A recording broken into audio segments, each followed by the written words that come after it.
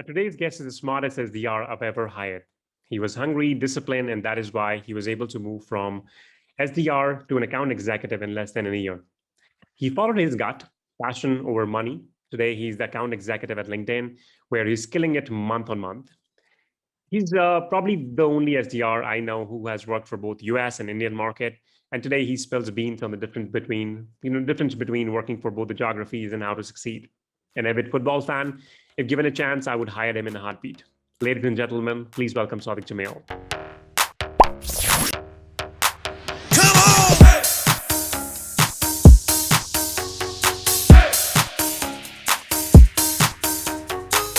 All right, welcome to the 15th episode of Sales Spin. Today it's special because we have Sadique Jamil. He was my probably second or third hire. I'm not sure about the number, but he was definitely one of the smartest.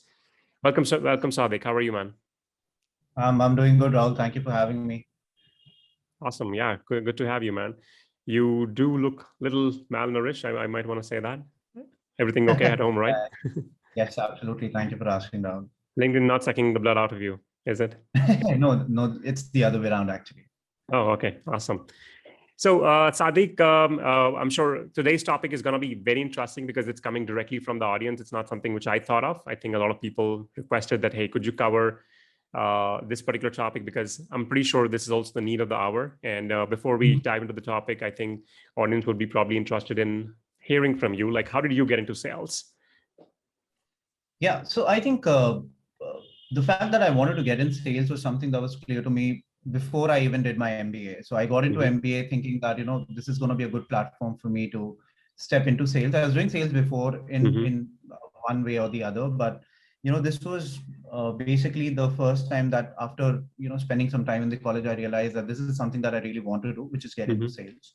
And then I sat for a few companies, and then SaaS companies, when Whatfix came in, SaaS company was something that I was looking at, but not really sure about. But then once I got into Whatfix, I knew for a fact that, this is the space I want to be in.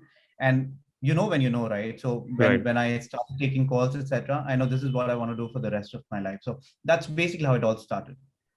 Awesome. Tell me something about your experience before MBA. So I'm sure when you got into MBA, like you said, you already had decided sort of a way that, hey, I want to do MBA in sales and marketing. What probably prompted you to pursue, let's say, the higher studies in MBA, like in sales? Yes. So I think after BCom, I kind of felt I was working for this company called Ventura Securities. I was working in security sale, which is share market broking, etc. So I could see that there is a definite sort of gap in terms of career growth for people who had a higher degree versus the ones who were just doing bachelor's, right? So that is where I felt that, while I did want to do sales, but I felt if I have to grow in my life, and that growth is something which is extremely important to me, even more than money. So I knew I had to do that, an MBA or any sort of higher studies. But then, MBA, because it's so connected to business. So I decided to do that, and turned out to be a right decision, if you ask. Okay. I do have contradictory reviews, as you know, but I do hear from people like you and other people as well, which is like, I think I've come to probably an understanding, which is if you can really make good use of it, I think it's worth it, but don't do MBA, just for the heck of it. Yes. Yeah. And I think it's correct. Given that we are in the kind of situation that we are, MBA degrees, I think it's very, very dangerous, I would say, because you spend so much money if you're not getting into a good college, and not just getting into a good college, you have to carve a niche for yourself within, your batchmates as well, because everybody's competing for that one seat. In fact, even for Whatfix, when you guys were interviewing me, there were about, I think, 15, 20 people who really wanted to get in. So you have to do all those calculations and then decide if it's going to be worth it. Nice. Yeah. I think we should do another episode where you might want to talk about like how to crack these interviews when you are in the college campus, because that'll be a different ball game versus interviewing at this time. So I think we should probably do that. Cool. That is actually interesting about how you got into sales, how you pursued the higher education. One thing I might want to tell the audience, I think you were the smartest of the lot, and there's no second thought about it, because I think you were able to carve your niche even at Whatfix, because you were able to prove your numbers within, I think, in the first or second month, if I remember correctly. Then I remember, I think we used to have these book reviews, right? where I would give everybody like 2 weeks to do it. And you would probably come back and say, Rahul, in 3 days, Rahul, I'm done. I'm like, wow. I mean, I never anticipated that from anybody else. So that definitely kind of showed that you showed initiative. So I think I'm always kind of a person. I want to know like what goes within somebody's head or somebody's brain or somebody's, how do people function? So while let's say other people, I remember, took probably a week, somebody took 2 weeks, somebody did not even finish in 2 weeks. What led you to do that? Like, did you want to prove yourself? Hey, I'm better than others. What led you to like finish that task or, Yes. So, I mean, half of it I would definitely contribute to again my MBA. We keep going back, but the kind of discipline that my college taught me was, we were always on deadlines that, we have to Right. give a project. And for me, 3 days was actually a lot of time, if you ask me, because we used to, make presentations like huge 50, 60 slided presentations, and book review wasn't as much of a big deal. But in terms of the initiative, right, I really wanted to make sure that I stand out. I was very clear that, there are 10 people who are going for that same goal. And I remember having that conversation with you wherein, you said that you follow what I'm telling you to do. And in a few years time, you will be where you want to be. And I think that was very, very, it's a strong message that a manager can send out to you that, hey, I've got your back, and, you just follow what I'm saying and you'll do well. So I wanted to make sure that I do that. And I wanted to make sure that I'm taking initiative. And that kind of led me to, just everything has to be done, in a very fast tracked way. So yeah, that was basically it. I like the thought. I think probably when I got into sales, the person who hired me said the same thing to me, that, just follow what I'm saying. And, in 5 years, you will be probably where you're now. Well. Yeah, I told you, right? This is something I've been told, and this is something I'm going to tell you. So yeah, I remember that. Yeah. So that I was not lying. Okay. Awesome. Yeah. So for the audience, I'm sure audience by now understand what an SDR job is. That's where Sadique came into the picture. He, smashed his target like nobody else. And then he moved on to join LinkedIn, where he's an account executive. Sadique, do you want to tell people what an account executive in general does? And then you might want to talk about what do you do at LinkedIn? Yeah, so account executive basically takes care of, first of all, let me say that there are two kinds of, processes in account executive. An account executive could look at, from top to bottom of the whole sales cycle, which means he'll have to cover everything, even prospecting. And then for some refined organizations, which should be a best practice, there is an SDR team, a BDR team that passes on the lead to you. So I typically, work for LinkedIn in the talent solutions team, wherein we work with companies, big and small, and help them with their talent acquisitions goals and strategies. And in my previous role, I've just been promoted again, so that's another information. But in my previous role, I used to, thank you, I used to handle the end-to-end, which is starting from prospecting to closing. And I did have some SDRs, but that was not full-fledged support. I had partial support. In the new role, I do have full-fledged support wherein they will qualify leads for me, and then I'll have to do the meetings. It's more of a field role now, but again, as an account executive, which is very different to an SDR BDR role, because in an SDR BDR role, it's all about volume. It's about, constant, dials and reach outs and making sure that you're hearing 100 no's before you hear that one yes, and never backing down. So I think massive respect to all the SDRs since I've been there before, right? So I know it's a much tougher job, but yeah, as an account executive, we tend to have it a little easier. Nice. Okay. What do you do now? And I'm sorry, I probably missed that. So when you say you got promoted, you were not handling end-to-end now. You're probably fed these leads. Yeah, so there are MQLs that come into my SDR team, and then I have a dedicated SDR who would then qualify it for me. There's another, so that's a dedicated SDR for me. I have another inbound team that will, then also pick up certain leads. And then if anything is in my books of business, they will pass it on to me. But otherwise, again, that's partial support. Full support is from my dedicated SD. And then I pick those leads up, talk to the clients, and eventually, more often than not, end up closing that. Got it. Let's talk a little bit about the LinkedIn. I think everyone I've talked to in the past, I think everybody has been super happy working at LinkedIn. I've had SDRs, who were kind of evaluating, let's say, the company I'm working for versus LinkedIn, and they chose LinkedIn even though, let's say, LinkedIn did not pay them as high as I was paying. So what is it about LinkedIn what people really love? I'm sure audience would love to know that.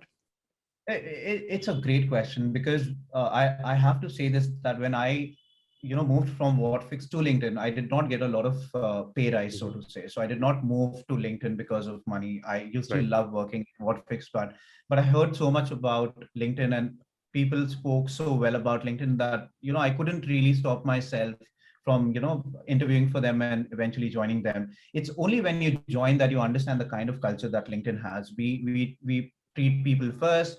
We make sure that we understand work-life balance. Every kind of individual is welcome in the company, and it's a great mix, and a great bunch of people. And more importantly, we are very, very true and honest about who we are, and then we like to bring our best selves to work, and the management supports you in every way. So I think that's the whole reason why people tend to not look at that monetary aspect too much, and then look at the whole culture and a better life approach, if I can say that. Nice. Yeah, I mean, that's good to hear directly from an employee. I think I'm sure you know that I've had Shantan on the first episode, and he probably talked on the same line. So I know that you're speaking the truth. Yeah. Okay. Yeah. Awesome. So I think let's come to the topic which we want to discuss today. You started working for as an SDR while working for a US geography. So yeah, to simplify it for everyone, we were sitting in India, working in the night shift, prospecting into US. So we were working like against the clock. Yeah. And that's what I have done probably for the last 10 or 11 years. All the companies I've been associated with have been associated only with the US geography because that's something I like. Yeah. I think if you ask me, I understand their culture probably more than I understand Indians. And when I say that, I mean professionally, okay? You, when you move to LinkedIn, you kind of went through the transition, which I have not gone through. So everything I ask is coming from that curious point of view. Like, let's talk about how is it different from selling or prospecting into US versus prospecting into India or any other territory for that matter? So there's a big difference. And I think, we look down upon these call centers, BPOs, etc. But one of the first things that they do is give you an understanding of what the culture is. When you actually move from that US to the India territory or vice versa, you try to then understand exactly why they do it, and it makes so much sense because there's so much of cultural difference from a reception perspective as to how they kind of receive the kind of messages you're sending when you call them, when you talk to them. I think Americans are a lot more receptive in trying to understand why you're calling, right? And if he'll try and then, or he or she will then try and see if there is any benefit from that conversation. I think sadly in India, that's not the case, wherein, there are so many, I think, BPOs, etc., that people do tend to get a lot of calls, but they're not very receptive. More often than not, it's always about the money and not the kind of value that, spending that money can bring to you. So it's a little more difficult in India, I would be very honest. In the US, and I've done that job, right? So I knew I used to have a lot of conversations. In India, having a conversation is a challenge.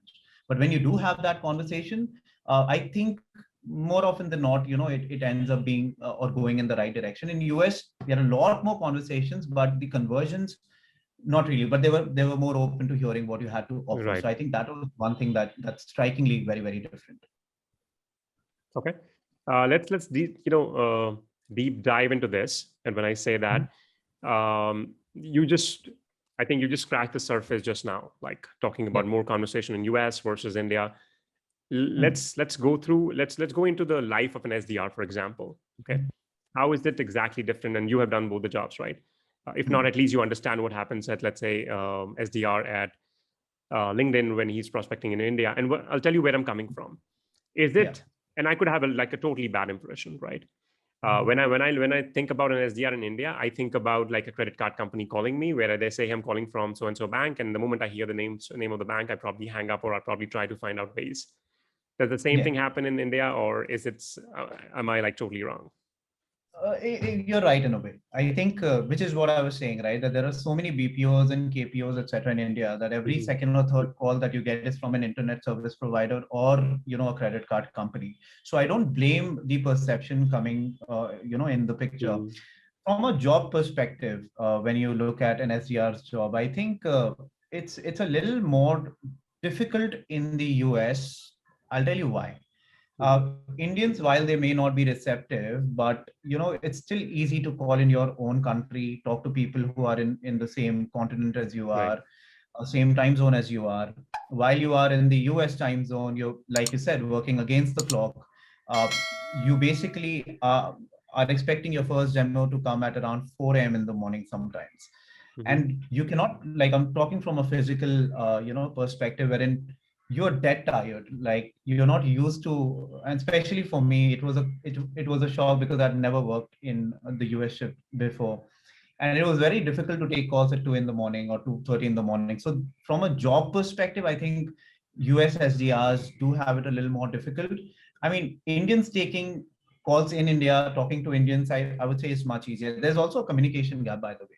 Like, for example, I don't have a US accent, right? So they know that this guy is not from India. Right. I mean, this guy is not from the US. Yeah. He's from India. Yeah. So I think that's where there is a gap that needs to be filled, right? But having said that, I have succeeded in that role. Right. In working in US, I got used to the work timings in about, I think, 1 month. It's all about getting acclimatized. And some people say they get sick. Right. They don't feel well. I don't buy it because I was really struggling in the first 15 days.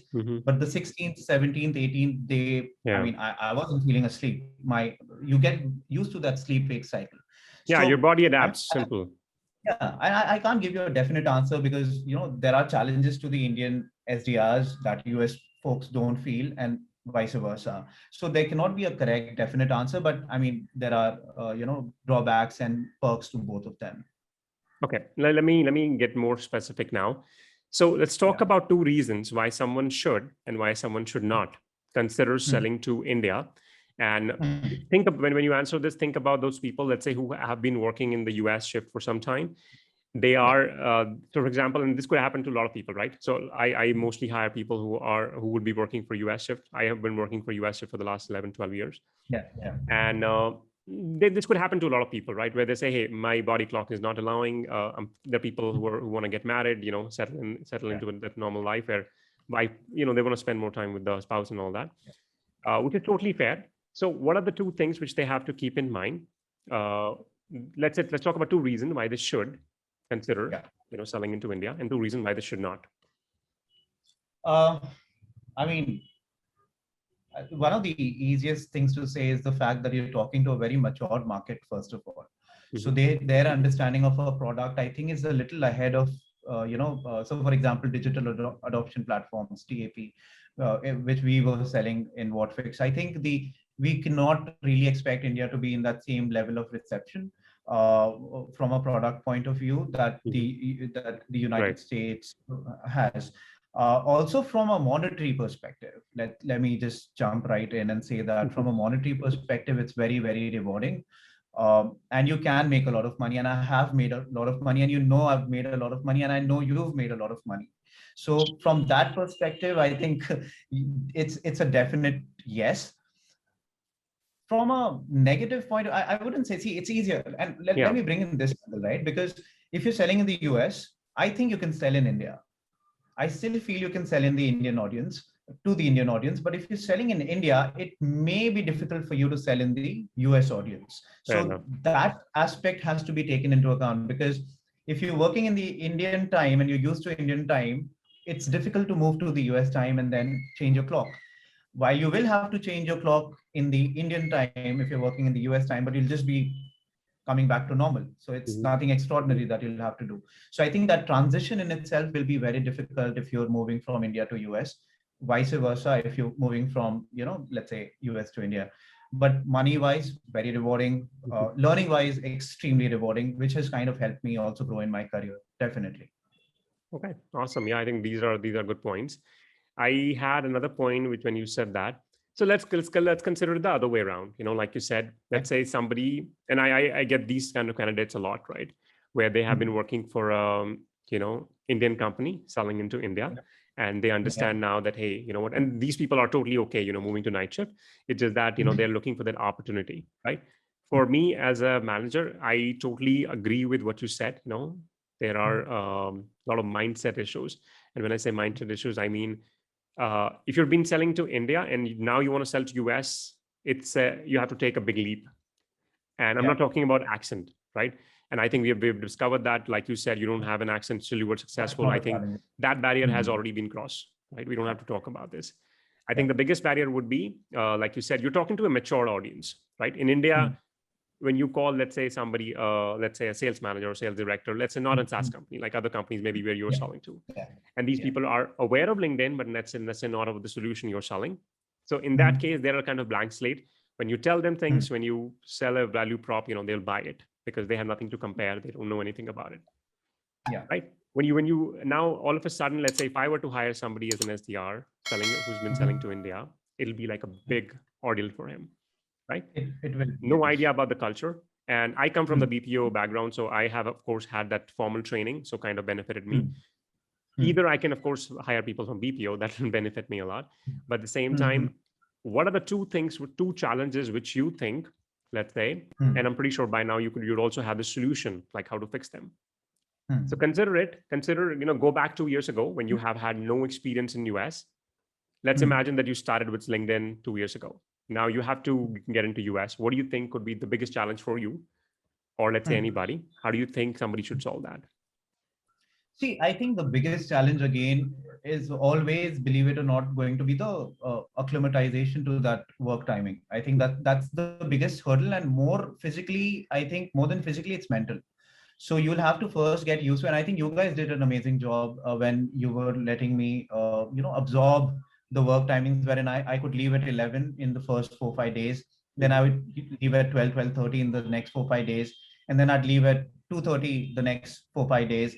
And then after that, it just became a normal process. So it's all about, taking it slow. You can't just tell a guy, hey, I wake up at 8 in the morning. I go back to my house at 5 and I sleep by 9.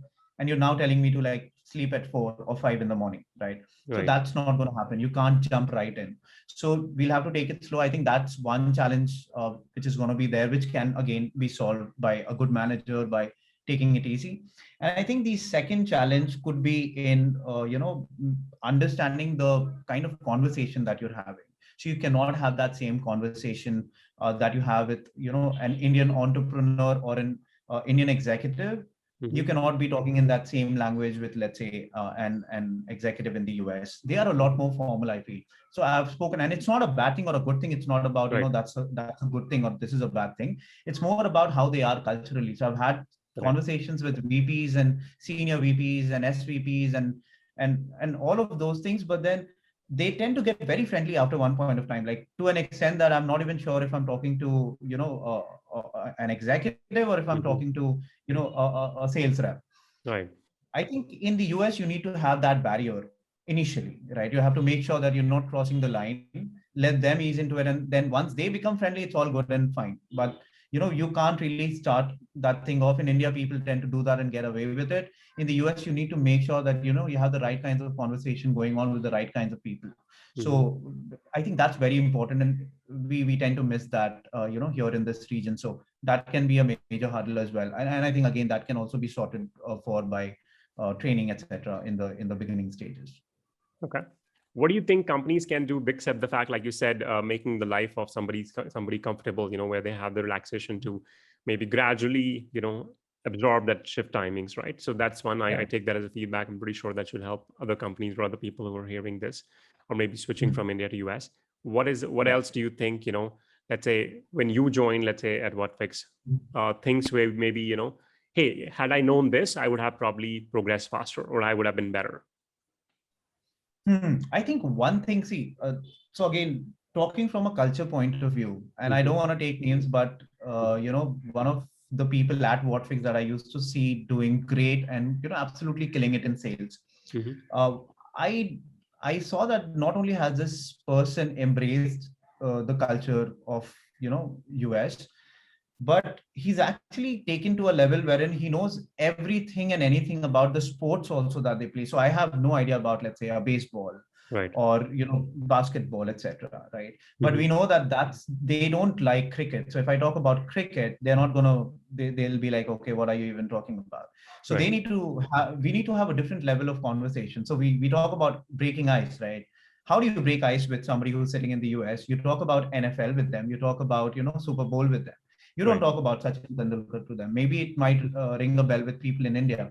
So not only are you just learning how they speak, learning what time do they work, learning how to talk to them, but you also learn what they do in their daily lives. What do they talk about? What do they like to talk about?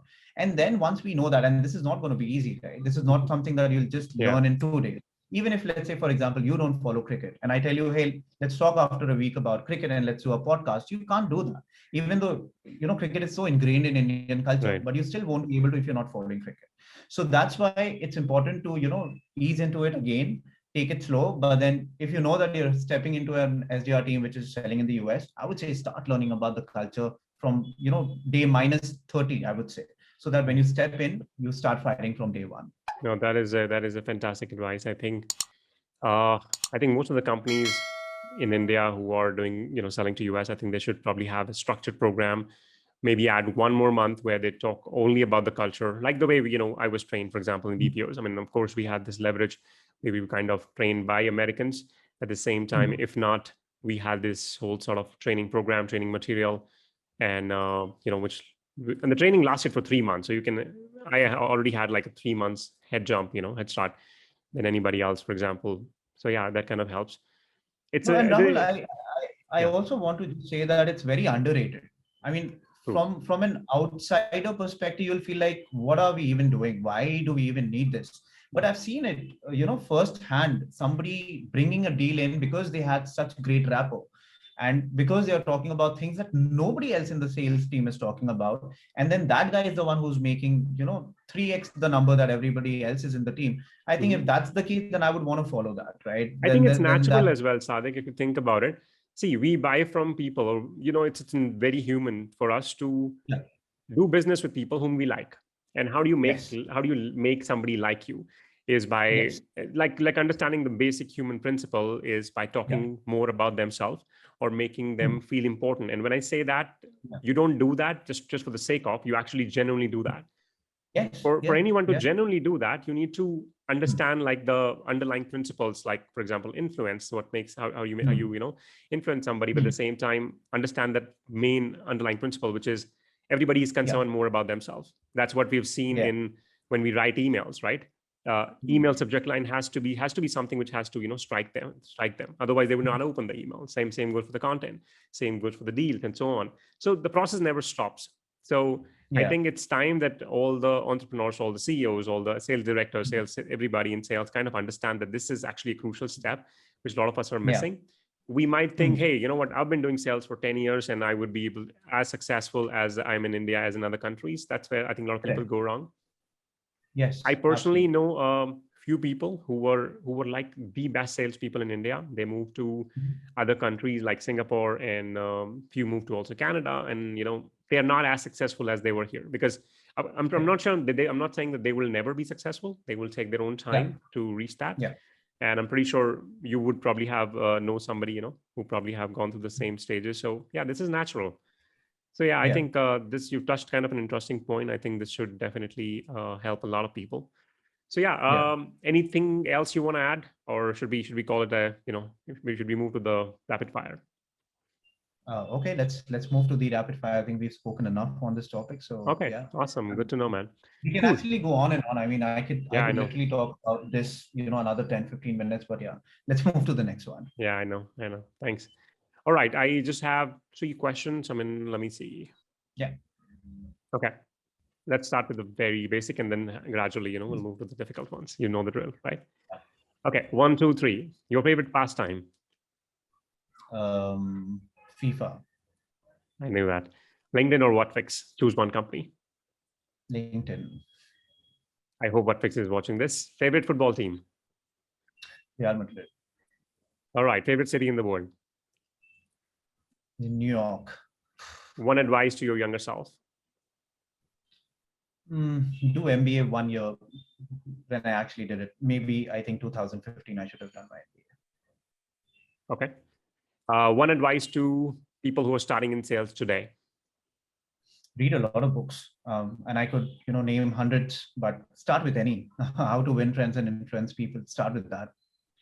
Okay, I think that's an interesting advice. We should have actually included that earlier. So great advice. So let's talk about, like, as a parting thing, talk about 3 books which really helped you while you were actually growing in sales. So one we discovered, it's like how to influence and win friends. The other one being Sales Development by Corey Bray. I think that's the book you gave me. I think that. Do you have that copy, by the way? I am not able to find it.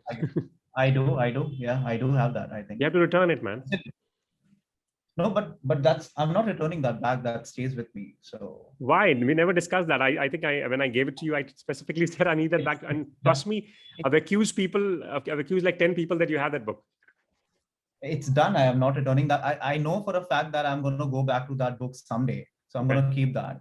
But I think that's a great book to, sort of lay a foundation for someone who's just starting in SDR or BDR. It's such a basic book. I mean, it dumps it down to such basic levels that you cannot get it wrong. So I think that is the first book any SDR should read without, a doubt.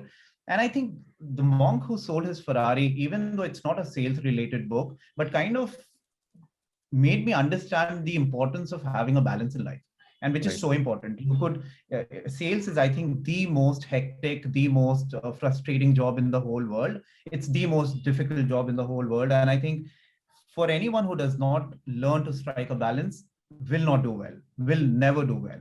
So I think that is an amazing book, which talks about, how this monk who used to be a millionaire ended up selling everything, giving up everything, and, change his life altogether. So I think that's also a great read for everyone who's watching this. Nice.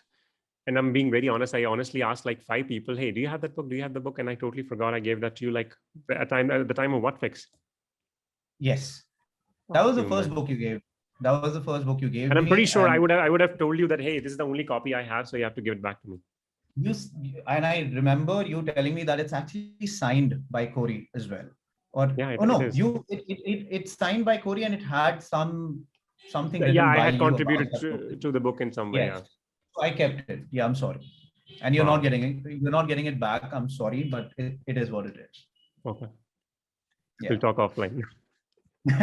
All right. Thank you so much, Sadique, for coming on the show. Really appreciate it, man. And I'm pretty sure this episode will be like the best show I've ever had because of your reach and my reach together. So yeah, let's combine the two. Sure. Thank you so much for having me, Rahul. Thanks for watching this video. If you liked the video a teeny tiny bit, would you like the video, subscribe to the channel and tell me what you liked? Throw your best insult at me if you did not like any part and you would want me to improve. I promise you will not offend me. Seems like too much work, right? Let's start with subscribing and let me know in the comments what I should cover next. Thanks again.